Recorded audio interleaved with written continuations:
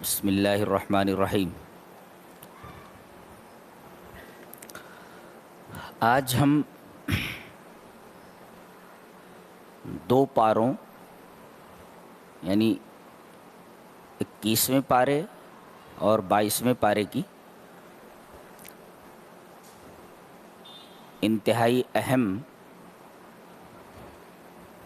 آیات کو تفسیر کا موضوع بنائیں گے۔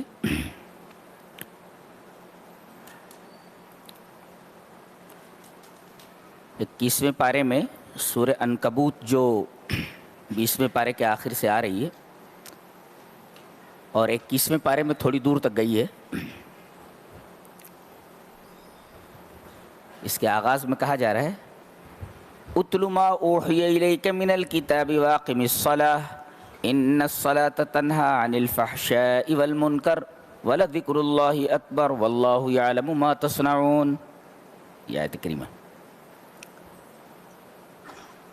اس سے پہلے چند انبیاء کرام کا ذکر ہے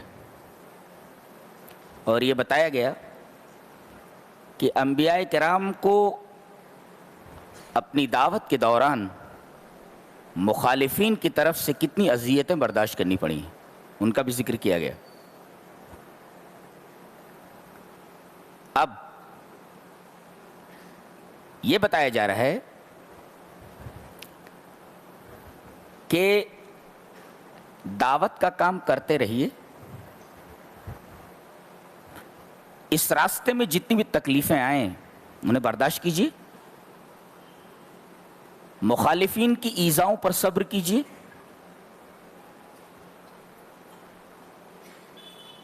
اور ہمت نہ ہاریے، دعوت و تبلیغ کا کام مسلسل کرتے رہیے۔ اس کے بعد دعوت الی اللہ کا ایک جامع نسخہ دیا جا رہا ہے، اور یہ نسخہ 3 اجزاء پر مشتمل ہے۔ ایک ہے تلاوت قرآن، اتل ما اوحی الیک من الکتاب، کتاب اللہ کی تلاوت، اور دوسرے واقم الصلاۃ، نماز، اور اس کے بعد ولذکر اللہ اکبر، اللہ تبارک و تعالیٰ کا ذکر۔ یہ 3 چیزیں ایسی ہیں جو دعوت الی اللہ کے میدان میں آنے والی تکلیفوں پر صبر کا ذریعہ بنیں گی اور صبر پر معاونت کریں گی، مدد کریں گی۔ سب سے پہلے قرآن، اس کی تلاوت، دوسرے نمبر پہ نماز ہے۔ نماز کے بیان کے بعد نماز کا فائدہ بتایا جا رہا ہے کہ اگر کوئی نماز کو نماز کی طرح ادا کرتا ہے تو فائدہ کیا ہے؟ یہ فحشا اور منکر سے روک دیتی ہے۔ یہاں ہم رک کر فحشا اور منکر کا مطلب بتا دیتے ہیں کہ فحشا کسے کہتے ہیں جس سے یہ نماز روکتی ہے، اور منکر کسے کہتے ہیں کہ نماز جس سے روکتی ہے۔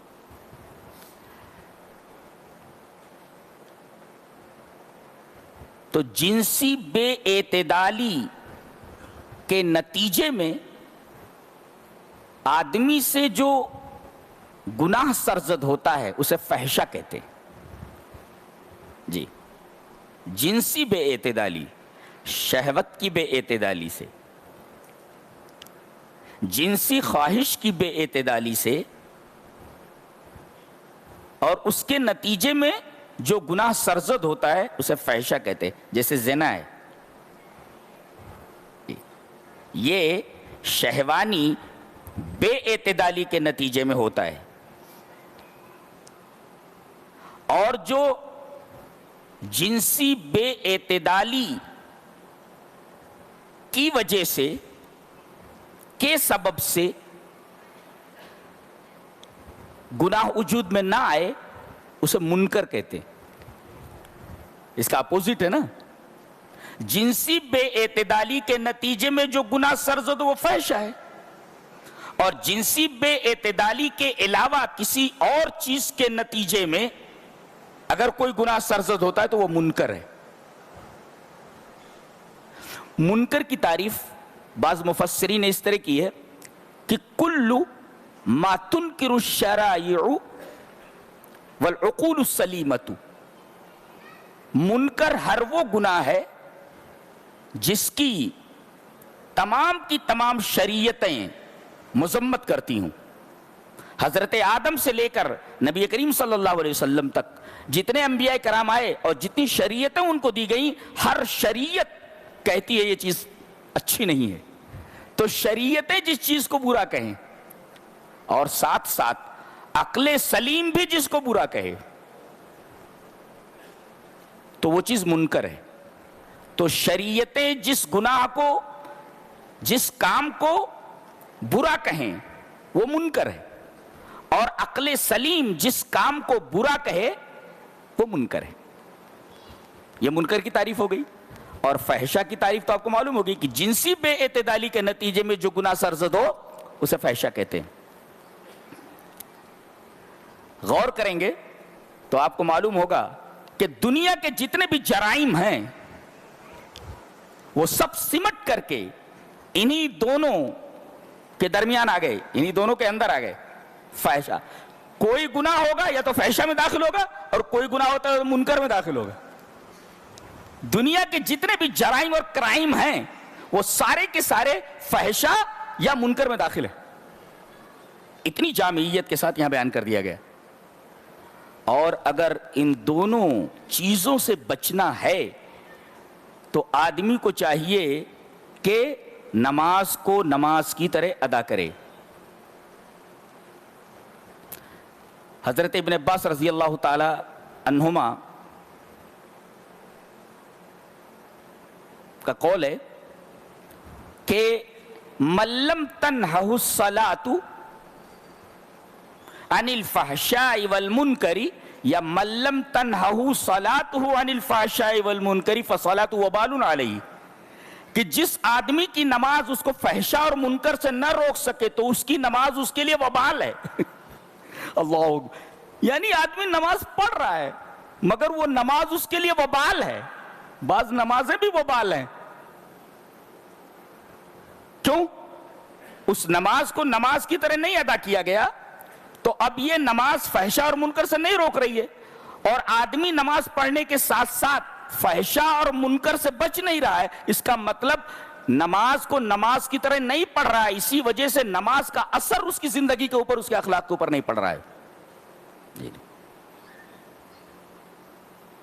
تو تلاوت آیات، نماز، وَلَذِكْرُ اللَّهِ اکبر، اور اللہ کا ذکر سب سے بڑا ہے. اس کا کیا مطلب ہے؟ اللہ کا ذکر سب سے بڑا ہے. اس کا مطلب شیخ الاسلام ابن تیمیہ رحمۃ اللہ نے یہ بتایا ہے کہ نماز میں آدمی جو ذکر کرتا ہے وہ ذکر فحشاء اور منکر سے سب سے زیادہ روکتی ہے. اس کا یہ مطلب نہیں ہے کہ اللہ کا ذکر نماز سے بہتر ہے، اللہ کا ذکر تلاوت آیات سے بہتر ہے، اللہ کا ذکر نماز میں کیے گئے ذکر سے بہتر ہے. نہیں، بلکہ وَلَذِكْرُ اللَّهِ اکبر کا مطلب یہ ہے کہ نماز میں جتنے اذکار ہیں یہ اذکار سب سے زیادہ آدمی کو فحشاء اور منکر سے روکتے ہیں. یہ ابن تیمیہ رحمۃ اللہ علیہ کی تشریح ہے وَلَذِكْرُ اللَّهِ اکبر کے تعلق سے. تو ہمیں کیا کرنا ہے؟ قرآن کی تلاوت کرنی ہے، سمجھنا ہے، اور نماز کی ادائیگی کرنی ہے، اور تیسرے اللہ کا ذکر کرتے رہنا ہے. اس کے بعد فرمایا گیا کہ وَمَا هَذِهِ الْحَيَاةُ الدُّنْيَا إِلَّا لَهْوٌ وَلَعِبٌ وَإِنَّ الدَّارَ الْآخِرَةَ لَهِيَ الْحَيَوَانُ لَوْ كَانُوا يَعْلَمُونَ. کہا گیا کہ یہ دنیا کی زندگی کھیل اور تماشا ہے، لہو لعب. پہلے ہم لہو کا معنی بتا دیں، پھر لعب کا معنی بتائیں، پھر ایک عجیب و غریب نکتہ جو اس آیت کریمہ میں اس کو ہم بتاتے ہیں. یہ دنیا لہو اور لعب ہے، کھیل اور تماشا ہے. لہو کسے کہتے ہیں اور لعب کسے کہتے ہیں؟ لہو کہتے ہیں کہ المیل عن الجد الی الہزل، سنجیدگی سے غیر سنجیدگی کی طرف مائل ہونا، یہ لہو ہے. کون نہیں چاہتا کہ میں سنجیدہ رہوں؟ اور اسلام اپنے ماننے والوں کو سنجیدہ رہنے کی تعلیم دیتا ہے اور ایک سنجیدہ زندگی گزارنے کی تعلیم دیتا ہے. تبھی تو کہا گیا کہ زیادہ مت ہنسو، اس لیے کہ زیادہ ہنسنا یہ دل کو مردہ کر دیتا ہے، اور زیادہ ہنسنا یہ غیر سنجیدہ ہونے کی علامت ہے. آدمی کو اپنا انجام معلوم نہ ہو کہ مرنے کے بعد مجھے کہاں جانا ہے، اور آدمی کہا لگا رہا ہو، اس کا مطلب یہ ہے کہ یہ آدمی سخت غیر ذمہ دار ہے. اس آدمی کو اپنا انجام معلوم نہ ہو، کہہ لگا رہا ہے. تو گویا کہ کہہ لگانا اور کثرت سے ہنسنا اس کے غیر سنجیدہ ہونے کی علامت ہے. اور اسلام اپنے ماننے والوں کو سنجیدہ زندگی گزارنے کی تعلیم دیتا ہے اور کہتا ہے کہ تمام کے تمام مسلمان انتہائی سنجیدہ زندگی گزاریں. اور یہ لہو کیا کرتا ہے؟ آدمی کو سنجیدگی سے غیر سنجیدگی کی طرف مائل کر دیتا ہے. یہ خطرناک چیز ہے لہو. اور لعب کس کو کہتے ہیں؟ ترکو ما ینفع بما لا ینفع، نفع بخش چیز کو جو چھڑا کر غیر نفع بخش چیز کی طرف ڈھکیل دے، اس کو کہتے ہیں لعب. یہ دیکھیے، تو گویا کہ اب آخرت کے مقابلے میں دنیا کو دیکھیے کہ یہ لہو ہے. لہو کا مطلب مذاق ہے. المیل عن الجد الی الہزل، یہ سنجیدگی سے مذاق کی طرف مائل ہونا ہے، مائل کرنا ہے. اس کا مطلب آخرت کے مقابلے میں دنیا مذاق کے سوا کچھ نہیں. مذاق ہے دنیا، ہے مذاق ہے. اور مذاق کیسا ہوتا ہے آپ کو معلوم ہے؟ مذاق کر رہا ہے، یعنی اس کی کوئی اہمیت نہیں ہوتی. تو آخرت کے مقابلے میں دنیا کی زندگی مذاق ہے، اور سنجیدگی کے مقابلے میں غیر سنجیدگی ہے. یعنی آخرت سنجیدہ اور دنیا غیر سنجیدہ. اور لعب کا مطلب ترک ما ینفع بما لا ینفع، نفع بخش چیز کو چھوڑ کر کے غیر نفع بخش کی چیز حاصل کرنا، اس کی طرف مائل ہونا. اس کا مطلب دنیا کی زندگی آخرت کے مقابلے میں غیر نفع بخش ہے اور آخرت اس کے مقابلے میں نفع بخش ہے. اور ظاہر ہے کہ یہ کام بچے ہی کرتے ہیں، نفع بخش چیز کو چھوڑ کر کے غیر نفع بخش کی چیز کی طرف چلے جانا یہ بچوں کا کام ہے. اسی وجہ سے آپ نے دیکھا ہوگا کہ بچے ندی کے کنارے بیٹھ کر کے ریت کے گھروندے بناتے رہتے ہیں، اور جب کھیل سے اٹھتا جاتے ہیں تو اپنے گھروندے بگاڑ کر کے وہاں سے نکل جاتے ہیں. اس کے کہتے ہیں یہ کھیل رہے تھے. اب بتائیے اس کھیل کی کوئی حقیقت ہے؟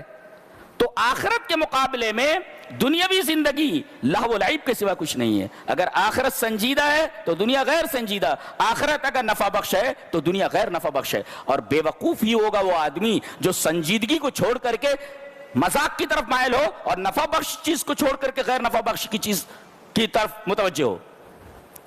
اس کے بعد تقابل کیا جا رہا ہے. دیکھو دلیل کیا دی جا رہی ہے، وَمَا هَذِهِ الْحَيَاةُ الدُّنْيَا إِلَّا لَهْوٌ وَلَعِبٌ، دنیا کی زندگی لہو و لعب ہے. اچھا وَإِنَّ الدَّارَ الْآخِرَةَ لَهِيَ الْحَيَوَانُ، حیوان نہیں حیوان. یہاں کہا کہ دنیا کے ساتھ حیات لایا گیا ہے اور آخرت کے ساتھ حیوان لایا گیا ہے. یہ دیکھیے دونوں کا معنی زندگی ہے.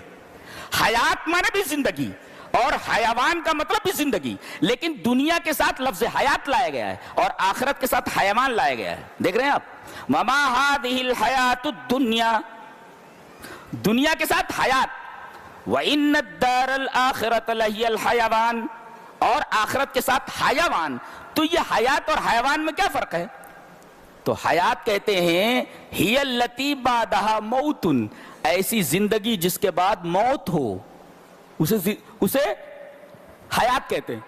اور حیوان کسے کہتے ہیں؟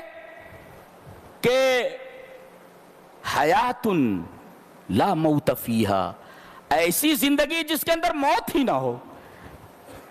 تو بے وقوف آدمی ہی ہوگا جو ایسی زندگی جس کے بعد موت ہے اس میں مشغول ہو کر کے ایسی زندگی کو بھلا دے جس زندگی کے بعد موت ہی نہیں ہے، جس زندگی میں موت ہی نہیں ہے. زندگی مل گئی تو اب اس کے اندر موت آنے والی نہیں ہے. تو حیات اور حیوان کا تقابل یہ بتاتا ہے کہ دنیا کی زندگی آخرت کی زندگی کے مقابلے میں کھیل اور تماشا ہے، لہو لعب ہے. دنیا کی زندگی ایسی ہے کہ جس کے بعد موت ہے، اور آخرت کی زندگی ایسی ہے کہ اس میں موت ہی نہیں ہے، ایک دفعہ مل گئی تو مل گئی۔ کون نہیں چاہتا کہ ہمیشہ کی زندگی مجھے مل جائے، مجھے موت نہ آئے، اور کبھی بوڑھا نہ ہو آدمی، نوجوان ہمیشہ رہے، وہ نوجوان رہے، اس کی بیوی نوجوان رہے، نعمتیں کبھی ختم نہ ہوں، کون نہیں چاہتا؟ اور یہ جو زندگی ہے یہ 60-65 سال کے بعد ختم ہو جانے والی ہے۔ 100 بہت کم لوگ کراس کر پا رہے ہیں اب جی۔ تو یہ 100 سالہ 60-70 سالہ زندگی کے اندر مشغول ہو کر کے ایسی زندگی کو چھوڑ دینا جس میں موت نہیں ہے، یہ وہی آدمی کر سکتا ہے جس کا دماغ خراب ہو، جس کا دماغ خراب ہو۔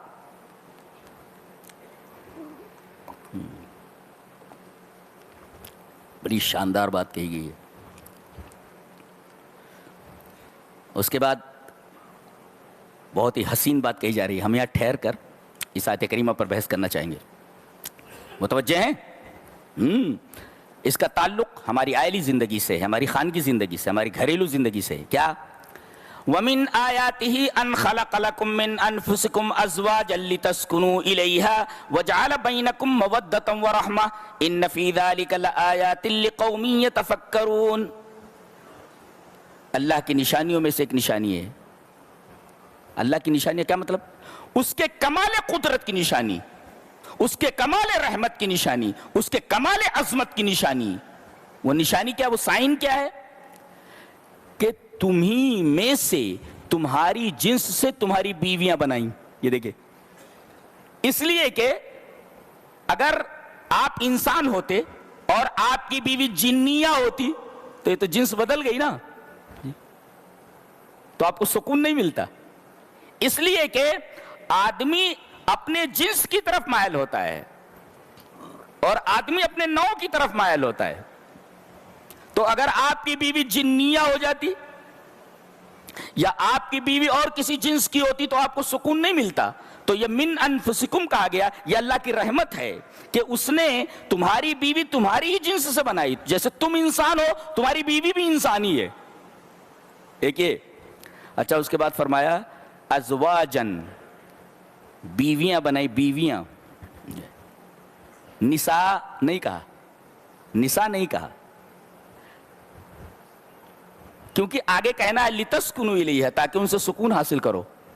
تو جب تک آدمی شادی نہیں کرتا اور جب تک لڑکی نکاح میں نہیں آ جاتی تو زوجیت سے پہلے جو رشتہ ہوتا ہے بوائے فرینڈ اور گرل فرینڈ کا، یہ رشتہ صرف مطلب کا رشتہ ہوتا ہے، اس میں سکون عارضی ہوتا ہے، حقیقی سکون نہیں ہوتا۔ اسی وجہ سے ازواجن لایا گیا، یعنی زوجیت یعنی شادی کے بعد ہی آدمی کو حقیقی سکون ملتا ہے۔ یہ بوائے فرینڈ اور گرل فرینڈ جو ہوتے ہیں یہ در حقیقت سکون سے عاری ہوتے ہیں، سکون نہیں رہتا، ان کو سکون نہیں رہتا، اس وجہ سے ازواجن کہا گیا، یعنی زوجیت ہی میں سکون ہے۔